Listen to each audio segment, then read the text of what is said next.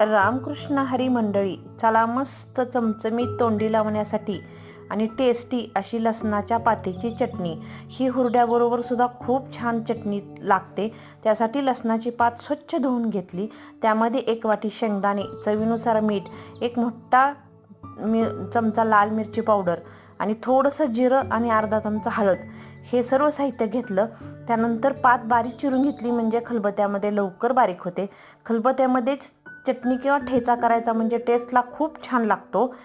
छान असं कुटत आल्यानंतर, बारीक होत आल्यानंतर त्यामध्ये मी एक थोडेसे अर्धी वाटी, छोटी अर्धी वाटी हिंगवाले चणे किंवा फुटाणे मिक्स करून ते पण छान असे बारीक करून घेतले।